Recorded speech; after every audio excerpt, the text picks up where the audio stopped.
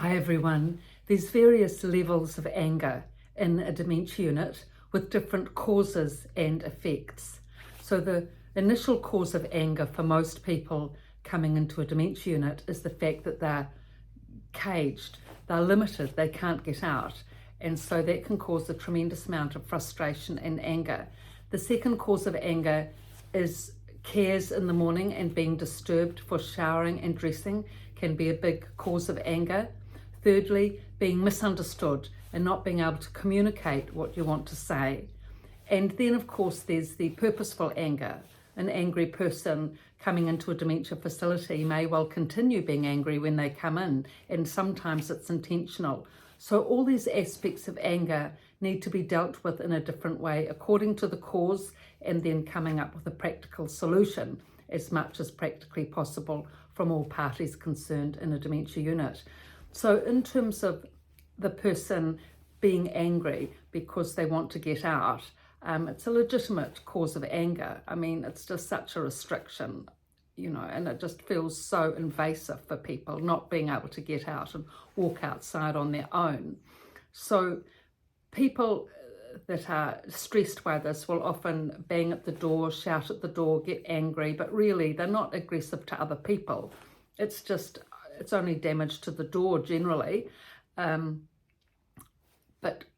to address this, really it's usually the first 3-4 weeks that people are really agitated, aggravated and angry. I mean, it's not sustainable long term. You can't be angry like that long term or you'd burn yourself out.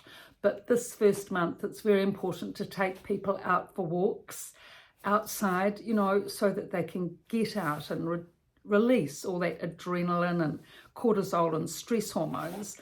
Otherwise, all of that will just accumulate internally, and it's not good for one's physical or mental health.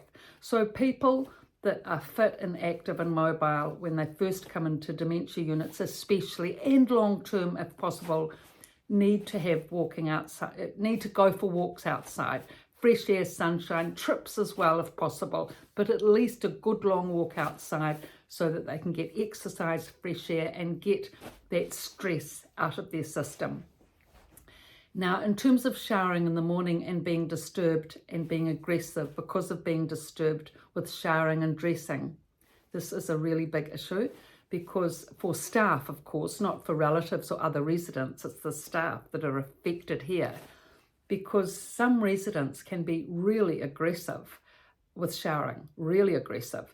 And it's very difficult because generally it's only one carer for one resident when they're doing the cares, and none of this you see from the lounge as visitors coming in. They won't see what's going on behind closed doors, but what the staff have to put up with angry residents. There may be, if there's 30 residents in a unit, dementia residents in a unit, there may be 5, anywhere up to 5 residents who are aggressive with their morning cares.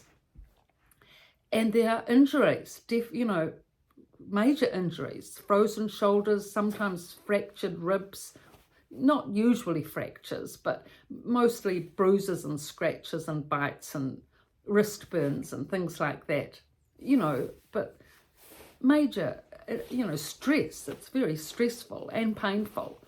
And there are injuries like sore shoulders, sore backs, which can be, long term as well.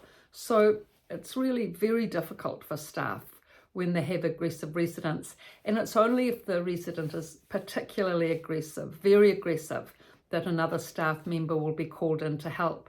So because, dementia units are so short-staffed. So really, it's if the main thing really, well, the first thing is to appreciate the difficulty that staff have. I mean, that's, and have some understanding and empathy for what dementia staff working in dementia units have to go through. And then hopefully in the bigger picture, this, there can be more systems put in place to address this issue, like more staffing, of course, would help. Then the second thing is, the next thing is purposeful anger. There are actually some residents who are angry, and it's not dementia stress, it's not because of showers, it's not because of not being understood, but actually angry people. They're angry people. They've come into the dementia unit angry. Maybe all their life they've been angry. They've carried it through with them. And they can just lash out at people in the day at the dementia unit. Not because they're necessarily going through a dementia episode, but just because they're plain angry. Now, this sort of anger really needs to be contained and controlled. Because it's not fair, because other residents will sometimes get injured into the bargain if the person just lashes out at people because they're dissatisfied. If they want the window seat and someone else is sitting there, and then they lash out at them because they want to sit there, or they lash out at them because they don't want someone else sitting there at the window seat, that's purposeful anger. That's not dementia anger. That's intentional. So that needs to be addressed, and one of the best ways really of addressing this, bearing in mind, of course, that there's no security at dementia units. So, you know, the residents don't have a voice. So as a relative, you need to be a voice for the residents. And the best way to do this, if you see this sort of behaviour regularly, is to report it to management through either written emails, or is the best way really, because then you have a track of the communication rather than saying things verbally. So to inform them of the incident that you've witnessed and who's been involved, and then that will go through the channels, through the clinical manager, to the doctor's meeting, and to the family concerned. And it's legitimate. Relatives do need to speak up about this, because often they don't, thinking that, oh, well, you know, it's dementia. You know, everything's put under the umbrella of dementia. Dementia is memory loss, yes, and there's many things that go with that, but also the person can have legitimate understanding at times, and often linked in with anger, and that's the sort of anger that needs to be addressed, especially when it's repeated, you know, and regular. Then you know that it's a bit more than just, you know, a loss of memory. It's actually, you know, a good functioning, but bringing anger into the bargain, poor functioning, I should say, where people are being affected and abused. So bringing this to bearing witness, speaking on behalf of the residents, having a voice for the residents, that's what I'm trying to say, and in writing, putting it in writing and letting it go through the channels, because otherwise it can just get swept under the carpet, like so many things in a dementia unit. Everyone's so busy, so much to deal with, that often incidents can just, because there are often so many incidents, that it can go unaddressed. And if it is especially when it's going unaddressed, that's when it's a really good idea, and repeated, if the relative can correspond and put into action, you know, what's happening, so that it can be addressed and go through the channels and appropriate action taken. Because bearing in mind that restraint can't happen at a D3 initial dementia unit, there are no restraints.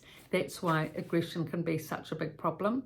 So that's why it needs to be alerted when it is happening, so that something can be put in place. Either the person is transferred to another facility, or medication, or whatever the thing is that needs to happen, so that other people in the dementia unit can be safe. The residents especially can be safe, and the staff.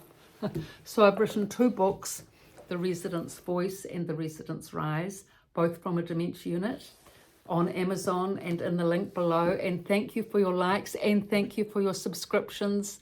Please pass on the links. Thank you.